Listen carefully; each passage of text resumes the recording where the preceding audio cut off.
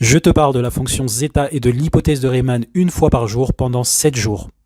Aujourd'hui, jour 2, je te donne la recette pour construire la fonction zeta de Riemann en 3 étapes simples.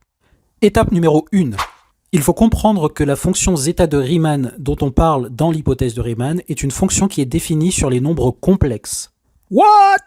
Alors pas de panique, je sais, si tu n'es pas en terminale maths experte, ou si tu n'as pas fait une filière S dans l'ancienne version du lycée, tu ne sais pas vraiment ce qu'est un nombre complexe. Il faut juste savoir qu'au-delà des nombres qu'on utilise tous les jours, les nombres réels, il y a un nouvel ensemble de nombres, plus gros, qui s'appelle celui des nombres complexes.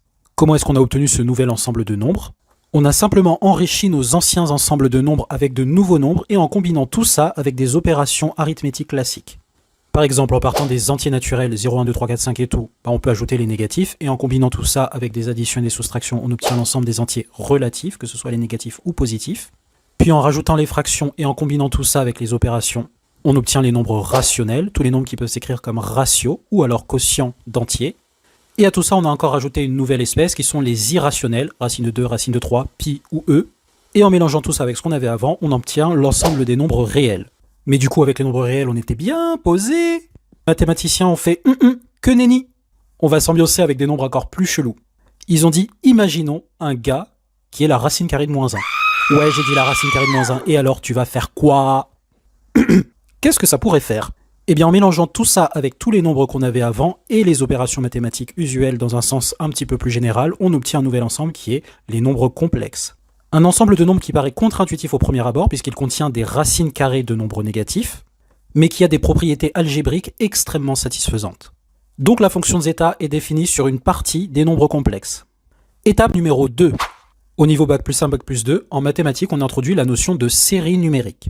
Une série numérique, c'est le concept mathématique qui permet de formaliser l'idée intuitive de somme. Ce n'est pas vraiment une somme, voir ma vidéo, les séries ne sont pas des sommes, mais ça en a pas mal de propriétés et ça en est une sorte d'extension.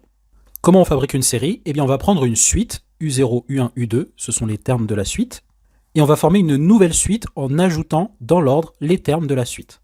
Donc la nouvelle suite aura pour premier terme U0, elle aura pour deuxième terme U0 plus U1, pour troisième terme U0 plus U1 plus U2, et ainsi de suite. Cette nouvelle suite, ça s'appelle la suite des sommes partielles, puisque je fais la somme partielle des termes de la première suite.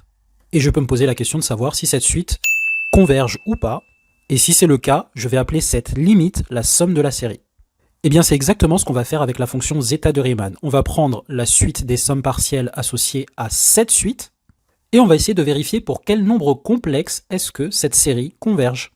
Et il se trouve qu'en étudiant les critères qu'on apprend dans un cours sur les séries, cette série va converger quand S est un nombre complexe qui a une partie réelle strictement plus grande que 1. Mais peut-être que là vous vous demandez, mais comment on peut définir un nombre positif à une puissance d'un nombre complexe? Eh bien simplement de cette façon-là, parce qu'il est assez facile de définir, de donner un sens à la notion d'exponentielle complexe. Et donc le n puissance s s'écrit simplement en passant sous la forme exponentielle de s multiplié par logarithme de n. Pour toutes les valeurs de s complexes pour lesquelles la suite des sommes partielles admet une limite, la limite en question sera appelée zeta de s. Et pour chacune de ces valeurs, on construit donc la fonction qui a s associe zeta de s. Donc pour le moment, notre fonction de zeta est définie simplement pour les nombres complexes ayant une partie réelle strictement supérieure à 1. Et en vrai, on peut même démontrer que l'expression sous forme de série que l'on vient d'utiliser pour commencer à définir la fonction de zeta ne converge pour aucune des valeurs qui ne vérifient pas que sa partie réelle est strictement supérieure à 1. Étape numéro 3. On va chercher s'il existe une fonction dérivable qui étend cette fonction-là qu'on a déjà commencé à définir. Et il se trouve que les théorèmes d'analyse complexe nous disent que oui, il n'en existe qu'une seule. Cette fonction que l'on ne connaît pas encore explicitement, mais dont on sait qu'elle existe d'après les théorèmes de prolongement analytique, est une extension de la fonction de zeta, qui était définie simplement pour les nombres complexes ayant une partie réelle strictement supérieure à 1, et c'est cette extension qui est la fonction zeta dont parle l'hypothèse de Riemann. Cette extension est obtenue à travers diverses équations, qui sont des équations fonctionnelles, c'est-à-dire des égalités vérifiées par la fonction de zeta et d'autres fonctions, et en plus, certaines de ces équations fonctionnelles nous donnent des renseignements qui nous permettent d'en savoir plus sur zeta. Par exemple, celle-ci nous permet de savoir que certaines des valeurs qui annulent la fonction zeta sont les nombres entiers négatifs pairs. Une valeur qui annule une fonction, on appelle ça un zéro. Attention, le zéro, c'est pas le résultat, c'est la valeur que l'on met dans la fonction et avec laquelle on obtient 0. Donc les nombres négatifs pairs sont des zéros de la fonction zeta. Ces zéros qui ne sont pas hyper difficiles à trouver sont appelés les zéros triviaux de la fonction de zeta. Mais on peut démontrer qu'il y a d'autres valeurs qui annulent la fonction de zeta. On appelle ces valeurs-là les zéros non triviaux de la fonction zeta. Et en fait, grâce aux propriétés de la fonction de zeta, on peut même démontrer que ces valeurs-là ont une partie réelle qui est comprise entre 0 et 1. Et bien maintenant, je crois que tu es prêt pour une reformulation de l'hypothèse de Riemann en mode pas Golemont. Les zéros non triviaux de la fonction zeta de Riemann ont tous une partie réelle qui vaut exactement 1/2. Donc en vrai, on a déjà un petit peu résolu l'équation de zeta de S est égal à 0, mais du coup on voudrait en savoir plus, et être capable de caractériser simplement certains de ces zéros.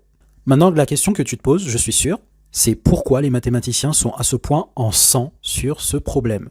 Sérieux, trouver les zéros d'une fonction, c'est quoi le délire? La suite dans l'épisode de demain. Like, partage et abonne-toi!